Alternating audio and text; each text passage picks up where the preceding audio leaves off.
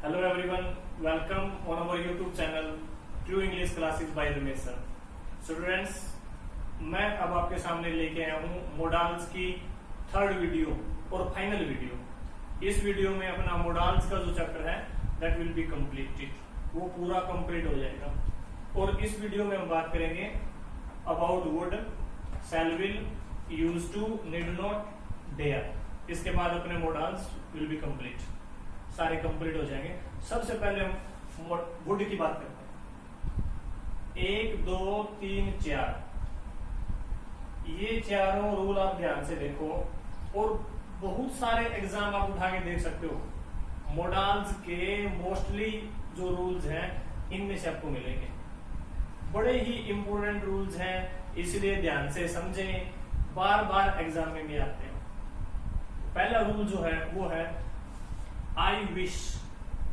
यदि आपको एग्जाम में आई विश दिखाई दे, आई विश, तो आपने 4 ऑप्शन में से वुड लेकर रखना है। ब्रैंक्स में वुड को सिलेक्ट करना है। एग्जाम्पल मैंने आगे लिखा है, I wish he dash win the election. I wish he dash win the election. I wish मेरी इच्छा है कि वो इलेक्शन को जीते। वुड आपने सिर्फ पहचानना है आई विश। सेंटेंस में आई विश दिखाई दे तो आपने यूज करना है वुड। दूसरा एग्जांपल है रेदर, RATSER। ये आपको दिखाई दे, रेदर दिखाई दे, तब भी आपने वुड का यूज करना है। I dash rather die than beg, इसमें भी आपने यूज करना है वुड। इसका मतलब है मैं भीख मांगने की बजाय मरना पसंद करूंगा, भीख नहीं मांगूंगा। तो रादर सेंटेंस में आया था इसलिए वुड, आई विश आया था इसलिए वुड। बड़ी आसान है। नेक्स्ट आई वर। पहली बात तो ये है, आई के साथ में हर जगह वॉज का यूज किया जाता है, हर जगह। लेकिन एक सेंटेंस है जिसमें आई के साथ में वर आता है, जहां पर इमेजिनेशन की गई हो, परिकल्पना जहां पर की गई हो, आई वर। और जहां आई वर आए वहां पक्का वुड आएगा, WOULD, would. Dash that I were A bird, काश में एक पक्षी होता, आई वर आया है तो आपने लेके आना है वुड। रट लो भाई ये सेंटेंस, रट लो। आई विश, रेदर, आई वर, इनके साथ में वुड। लास्ट एंड फाइनल है, टी की बात है, कॉफी की बात है। Dash you like to tea और कॉफी। किसी से पूछा जाए dash you like to tea और coffee, would you like to tea और कॉफी, जूस वगैरह, इस प्रकार के सेंटेंसेस में भी हम यूज करेंगे वुड। लाइक टू भी इसकी एक पहचान है। तो ये मैंने 4 रूल्स बताए हैं जो इंपॉर्टेंट है। पूरा डिटेल में लेसन में कंप्लीट नहीं करवा रहा, जो इंपॉर्टेंट रूल्स हैं, जो पिछले एग्जाम्स में आए हैं, इंपॉर्टेंट रूल्स हैं, वही मैं बार बार करवा रहा हूं। तो 4 रूल्स आपने ध्यान रखने हैं वुड के। अब हम बात करेंगे शैल और विल।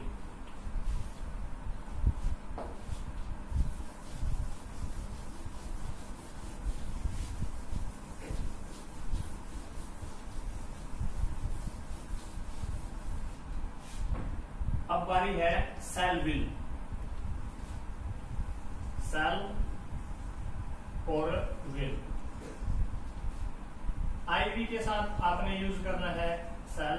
और भी कोई इसके अलावा कोई वर्ड्स हैं आईवी को छोड़ के, ही है, सी है, यू है, दे है, और कोई भी वर्ड है आईवी को छोड़ के, उनके साथ में आपने यूज करना है विल।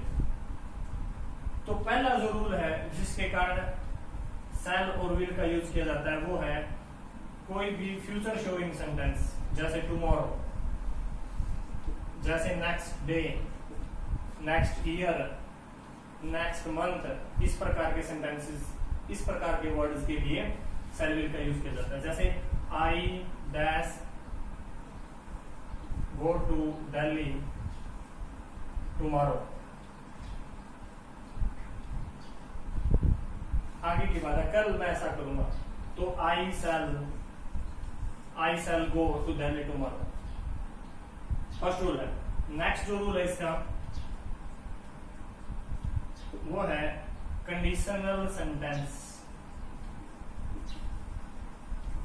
कंडीशनल सेंटेंस, और ये जो रूल मैं बताने जा रहा हूं टेंस में भी काम आएगा और मोडाल्स में भी काम आता है।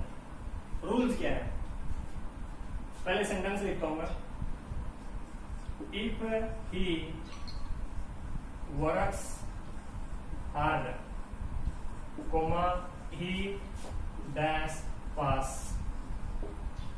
अब मैं आपको रूल समझाता हूं। यदि आपको सेंटेंस में इफ दिखाई दे और सेंटेंस के दो पार्ट हैं और एक पार्ट में फर्स्ट फॉर्म है, जो नेक्स्ट पार्ट है उसमें शैल या विल और फर्स्ट फॉर्म का यूज होगा, तो ही के साथ हम विल का यूज करेंगे। दोबारा फिर समझा रहा हूं, सेंटेंस में आपको इफ दिखाई दे और एक पार्ट में फर्स्ट फॉर्म है तो दूसरे में शैल विल और फर्स्ट का यूज होगा। और यहां खालिस्तान दे रखे हो और वहां पे शैल विल फर्स्ट दे रखे हो तो यहाँ पे फर्स्ट फॉर्म, मतलब इसके सारे इसका यूज कर सकते हो और इसके सारे इसका यूज आप कर सकते हो। इसका तीसरा रूल है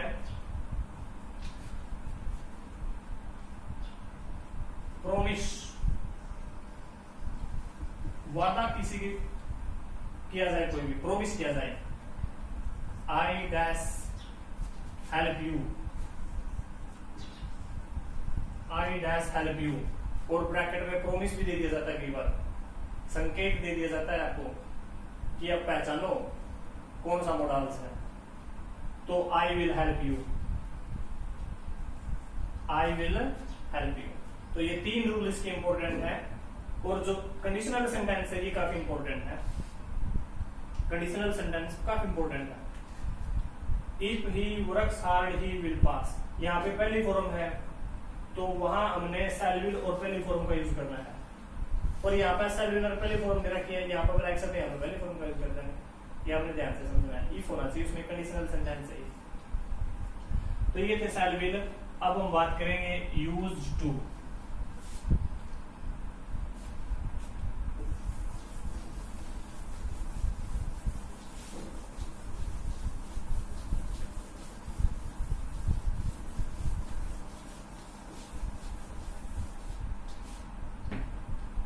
अब हम बात करने जा रहे हैं यूज्ड टू।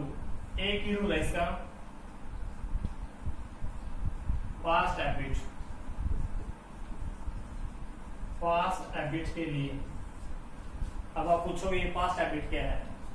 जो आदत हमारी पहले थी या किसी और की आदत पहले थी उसके लिए यूज टू का यूज किया जाता है। जैसे गांधी जी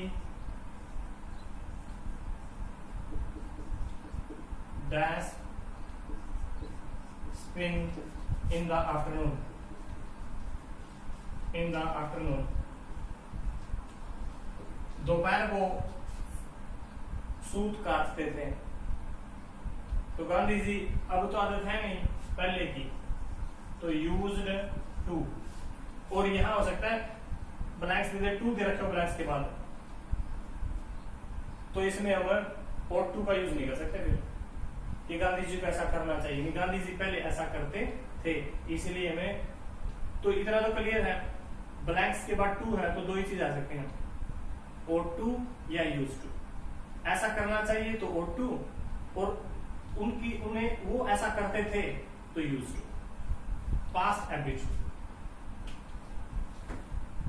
अब हम बात करेंगे नीड नॉट और डेयर। पहले बात करते हैं नीड नॉट। इसका मतलब है आवश्यकता नहीं, आवश्यकता नहीं। सेंटेंस आपको देखना पड़ेगा, ऐसा नहीं है कि ये चीज दिखाई दी और नीड नॉट कर दिया, हमें सेंटेंस देखना पड़ेगा। जैसे you dash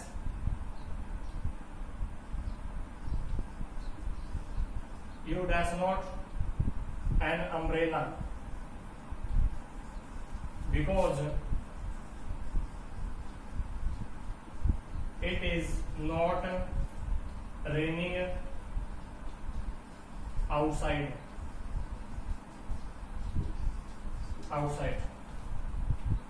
you dash not an umbrella, आपको छाता की छतरी की आवश्यकता नहीं है। क्यों? Because it is not raining outside, आवश्यकता ही नहीं है क्योंकि बारिश नहीं हो रही। हमें ऐसा नहीं करना चाहिए क्योंकि इस चीज की हमें आवश्यकता ही नहीं है। तो जहां आवश्यकता नहीं है अर्थ निकलता हो तो हमने यूज करना है नीड नॉट। ऐसा नहीं कर सकते कि ब्लैंक्स है और नोट दिया है तो सीधा नीड, नो, वो हमें सेंटेंस देखना होगा क्योंकि कई सेंटेंस में मस्ट नोट भी आता है। तो जहां आवश्यकता नहीं है वहां हमने नीड नोट का यूज करना है। अब लास्ट एंड फाइनल जो वर्ड है, मॉडल्स है, वो है डेयर, जिसकी हम बात करेंगे। डेयर,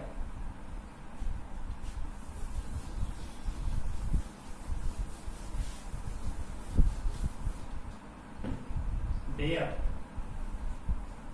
और डेयर का मतलब होता है साहस। एक तो ये ध्यान रखो, हाउ के बाद काफी आता है। How, how dare you to abuse me. तो हाउ के बाद ये सेंटेंस काफी आता है। जहां भी डेयर मतलब साहस, आपका साहस कैसे हुआ, तो उस प्रकार के सेंटेंसेस में आपने यूज करना है डेयर।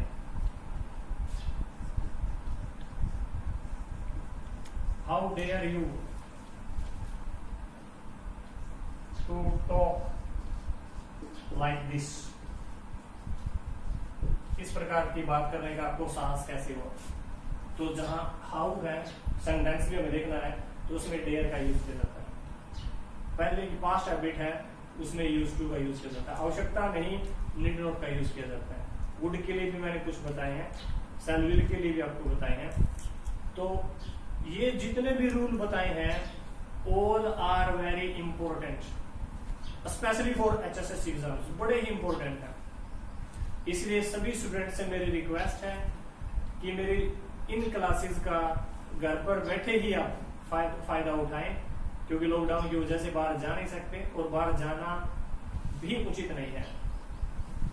तो नेक्स्ट वीडियो अगले चैप्टर की कल फिर लेके आऊंगा। तब तक के लिए मुस्कुराते रहिए और पढ़ते भी रहिए और घर पर रहिए। Thank you.